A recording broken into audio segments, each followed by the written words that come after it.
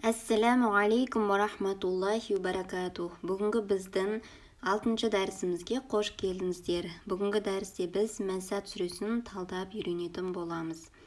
Дәрісімізді бастамас бұрын менің каналыма тіркеліп кетуді ұмытпаңыз. Ал бисмилля бастаймыз. Бисмиллахиррахманиррахим. Бисмилля. Мына жерде Аллах сөзі бізде жіңішке оқылады. Себебі Аллах сөзінің алдыңғы әріпі бізде кәсірамен келіп тұр. Алдыңғы әріп кәсірамен келген кезде Аллах сөзін біз не істейміз? Жіңішке оқимыз. Яғни бисмилля, лә жіңішкелейміз. Бисмиллахир. Мына жерде алиф пен ләм бізде оқылмайды. Бірден роға түсеміз. Неге? Өйткені алиф ләмнан кейін бізде шәмси әріпі келіп тұр. Сол себептен. Оқыған кезде былай оқимыз. Бисмиллахиррах. Мына жерде хәні шығарамыз, осы жұмсақ ха көп адамдарда шықпай қалып жатады. Сол себептен осыны шығаруға мұқият боламыз. Рахма, мә дегенді екіге созамыз. Мына жерде кішкентай алиф тұр. Алиф мансура, яғни бұл жерде бізге не деп тұр? Екіге соз деген белгі. Яғни екіге созуымыз керек. Сонда оқыған кезде рахма, мә деп екіге созамыз. Бисмиллахиррахманиррахим. Мына жерде тура мына жердегі секілді алиф пен ләм бізде оқылмайды, роға түсеміз. Мына жерде рахим төртке созамыз, немесе екіге созамыз. Енді бірінші аятта тәббәт. Мына жерде бізде бінің үстінде шәдда белгісі келіп тұр. Екі біні шығарамыз.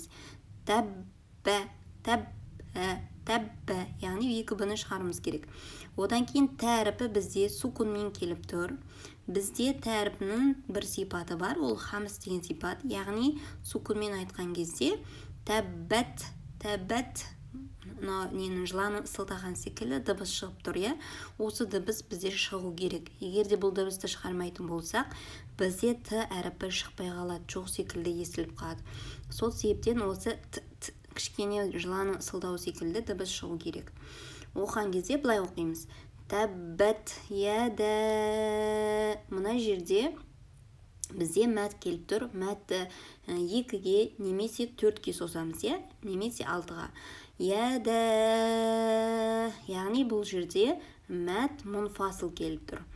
Тәббәт яда әби деген кезде мәт тобиғи екіге созамыз. Ләхабин. Мына жерде бізде тәнуин келіп тұр. Негізі ләхабин, бірақ бізде тәнуиннен кейін вау әріпі келгендіктен мына жерде иннің мысы вау әріпіне өзгертіліп кетеді.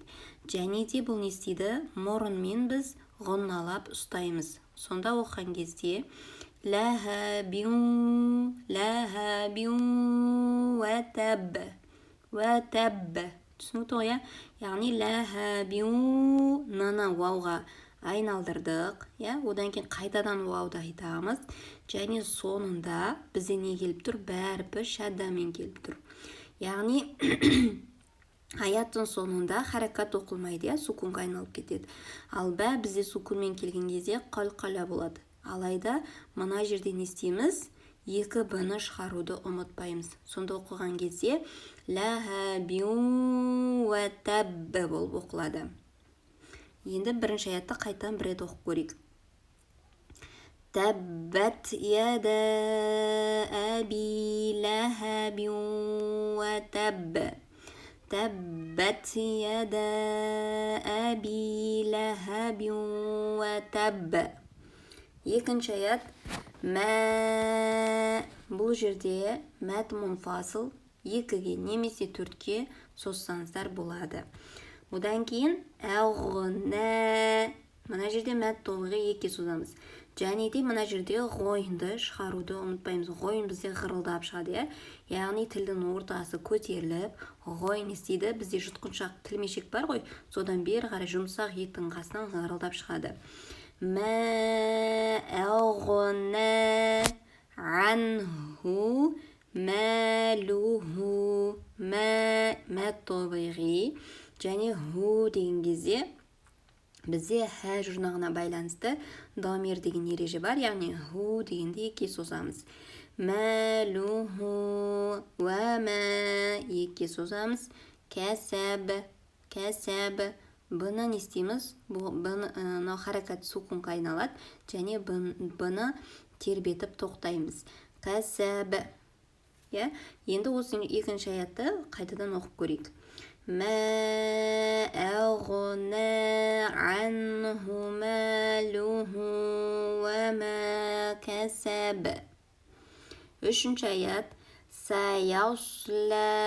Мына жерде саяус сотты жуандатамыз. Енді осы сотты жуандатам деп көп кісілер мына я деген алдында тұр ғой, соны йоғыл жібереді. Сайос деп.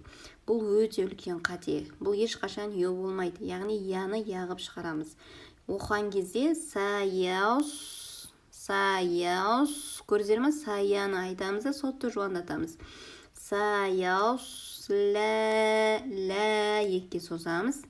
Нәрон екке созамыз, Нәрон. Мына жерде бізде тәнвин келіп тұр. Тәнвиннен кейін бізде зә келіп тұр, сақаузы келіп тұр. Яғни біз не істейміз? Мына жерде тәнвинні зының мақражына жақын жерге апарып, ғонналаймыз. Яғни мұрынмен ыңдап ұстаймыз. Нәрон, зәті, ләхәб. Саяусла нәрон зәті ләхәб. Келесі аят. Уәмра. Мына жерде уасыл хамза, сөздің ортасына уасыл хамза келген кезде, одан кейін әріп сукунмен тұрған кезде уасыл хамза оқылмайды. Бірден не істейміз? Вауды мимға қосамыз. Уәмра әтуху. Ху екке созылады. Хәм бізде шадамен келіп тұр мимында, мұрынмен ыңылдап ұстаймыз, одан кейін мимді созамыз. Хәммәләтәл. Бірден естейміз, ләмға түсеміз. Мына уасыл хамза айтты қоя, өзінен кейін кәріп сукунмен келген кезде оқылмай кетеді. Сонда оқыған кезде хәммәләтәл хәтаб. Вәмроәтуху хәммәләтәл хәтаб. Кейінгі аятымыз, соңғы аятымыз. Фи екке созамыз. Бұл жерде мәт табиғи. Фи, джи екке созамыз. Бұлардың бәрі мәт табиғи. Джи, ди, хә. Мұна үшеу де мәт табиғи. Фи, джи, ди, хәбілум. Мұна жерде танвин он кеп тұр бізде. Одан кейін әріп бізде мим болғандықтан, негізі он осы онның нысы мим әрпіне өзгертіліп кетеді, және мим әрпі не істейді? Бұл жерде мұрынмен ғонналап ұстаймыз мим әрпін. Мына жерде дәл солай сукунды мимнан кейін, сукунды нуннан кейін мим әрпі келгендіктен сукунды нунды мим әрпіне өзгертеміз. Сонда не істейміз? Мына жерде мим шәдаланып кетеді, және бұны да ғоннамен ұстаймыз. Оқыған кезде былай оқимыз. Хәбілум мим мәсәді. Көрдіңіз ме? Екі жақта да ны оқылмады бізде, м әрпіне өзгертіліп кетті. Бұл бізде идғам деген ереже. Және де не істейміз? Ғоннамен мұрынмен ұстаймыз. Хәбілум мим мәсәді. Фи джидиха хәбілум мим мәсәді. Ал енді осы мәсәд түресін бастан оқып көрейік. Тәббәт яда әби ләхәбин вә тәбб. Мә әғна анху мәлуху لهب سيصلى نارا ذات لهب وامرأته حمالة الحطب في جيدها حبل من مسد. осымен бүгінгі біздің 6-шы дәрісіміз бітті. Егер пайдалы болған болса, онда астына менің каналыма жазылып кетуді ұмытпаңыз, әрі де лайк басуды ұмытпаңыз. Келесі дәрісте кездескенге дейін, ассаляму алейкум ва рахматуллахи ва баракатух.